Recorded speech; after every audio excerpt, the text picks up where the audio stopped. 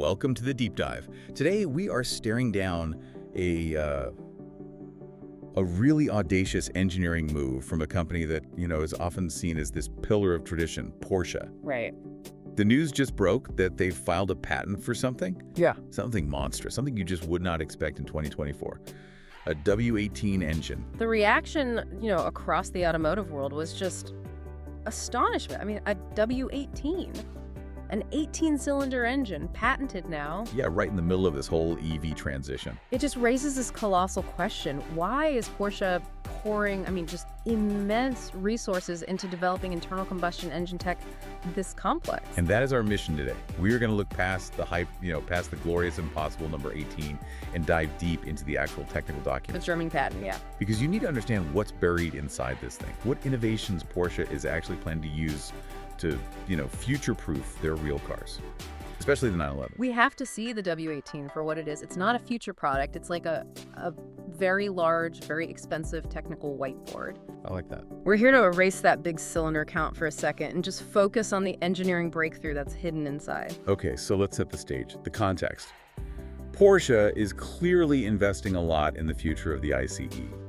And this isn't some random thing. No, not at all. They've been filing these really unique, complex patents. We saw that six-stroke motor patent earlier this year, and now this. It feels like a very deliberate strategy. It is absolutely strategic. If you just look back, say, 2 years ago, the momentum was all electric.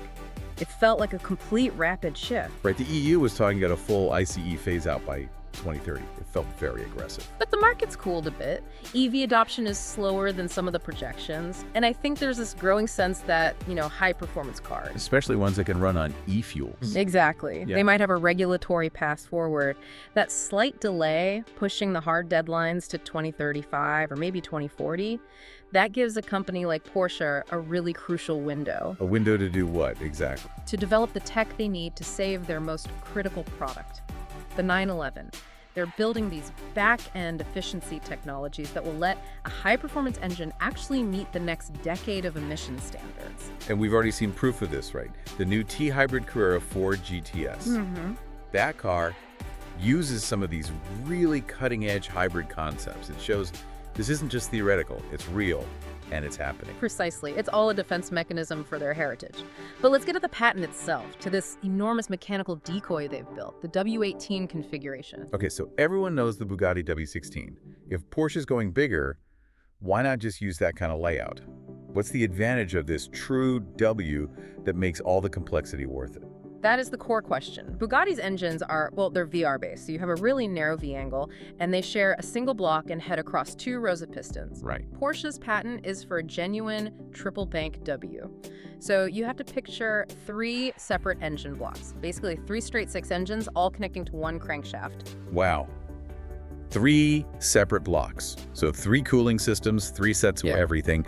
The patent says there's a 60-degree angle between them. Just trying to picture that in an engine bay is a challenge. The complexity is enormous. But the biggest mechanical hurdle, the one that probably keeps engineers up at night, is the crankshaft. Because it has to be so long. Incredibly long. You have 3 connecting rods, 1 from each bank, that have to meet side by side at a single point on the crank. And a longer crank means more issues with torsional resistance. Think of it like a long piece of spaghetti. If you try to twist it, it flexes and twists much more easily than a short, thick piece. Right. Now imagine trying to engineer that flex out of a crankshaft for an 8 or 10-liter engine spinning at 8,000 RPM. It's maybe the single biggest challenge here. So why? Why go through all that pain? Must be for the firing frequency. That's the payoff. A 4-stroke engine cycle takes 720 degrees of crank rotation. So you divide 720 by 18 cylinders. You get a power stroke every 40 degrees. Every 40 degrees. 40, that is. That's just breathtakingly fast. I mean, for context, a V12 fires every 60 degrees. A normal straight 6 is every 120. Yeah. If you've ever heard a V12 at high RPMs, people say it sounds like tearing silk. This would be something else entirely. The power delivery would feel almost continuous, a constant, smooth surge of power. But, we have to come back to that plausibility check. Yeah. Given the cost, the complexity, the sheer size, and the massive displacement, you're talking 8 to 10 liters minimum, this specific W18 engine is almost certainly just a concept, a thought experiment. Okay, so this is the real turning point in our deep dive then. If the W18 is a decoy, What's the secret? What did Porsche bury in those 9 pages of drawings that is the real innovation here? This is where we get past the headlines and find the gold. Yeah. We need to look very closely at the drawings for the exhaust and the intake. It's highly unusual. Yeah, so? Well, traditional cylinder heads are crossflow. Intake valves on one side, exhaust valves on the other. Standard practice? For efficiency, sure. Not here. The patent explicitly shows exhaust manifolds on both sides of the cylinder bank. Wait, on both sides? Both sides. So each 6-cylinder bank has a twin exhaust system. Hold on a minute. If exhaust is coming out both sides of the cylinder head, where on earth does the air come in? And that is the breakthrough. That's the whole reason this patent exists. Okay. The patent reveals an air intake system that's achieved through a port that opens directly into the cylinder.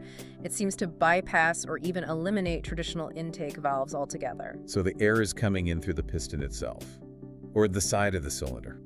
The diagrams strongly suggest it's ported in directly, maybe through the piston assembly or the cylinder liner. It's a system that's kind of like uniflow scavenging, but applied in a 4-stroke context. Wow.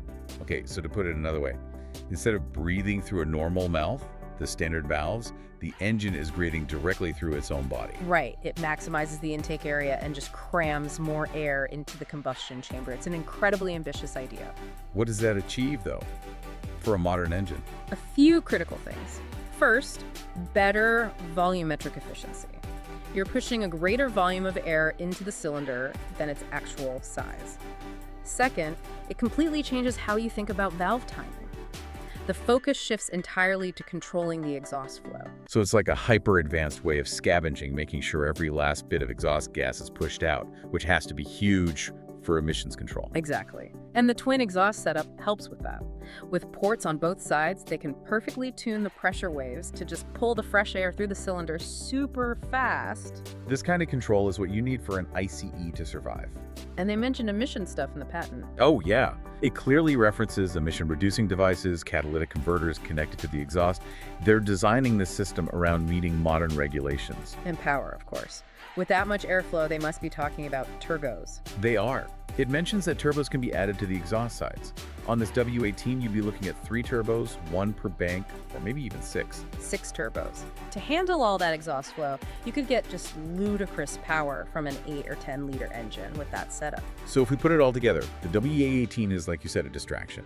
The real work is about changing the fundamental process of air in, exhaust out. That's the real takeaway. The W18 configuration is just the proving ground, the radical new intake system and the dual exhaust management.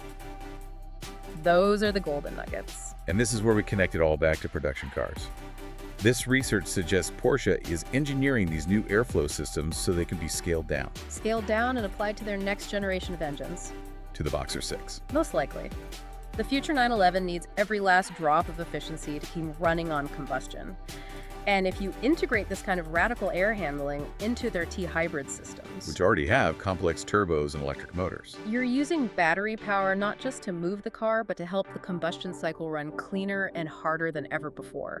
This whole patent is about making sure the combustion heart of the 911 keeps beating for decades to come. That's a really powerful way to look at it. The W18 might never be a real product, but the tech inside it is already shaping the future. Porsche isn't giving up on the engine. They're just reinventing how it breathes. They're pushing the physics of the 4-stroke cycle to its absolute limit. So here's a final provocative thought for you to chew on.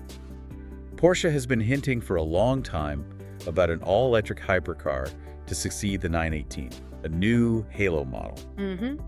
Given the sheer intensity of this ICE patent, what if they scrap the full EV hypercar idea entirely? What if the true successor to the 918 Spider isn't electric at all? You mean? What if it's a hyper-advanced T-hybrid that uses a scaled-down version of these radical air handling systems? That would be the ultimate statement, wouldn't it? Using the world's most innovative engine tech to prove that the ICE still has a place at the absolute pinnacle of performance. It would certainly redefine what a modern hybrid could be. We'll definitely keep diving into the patents as they drop. Until next time, stay curious and keep thinking about an engine that breathes through its own head.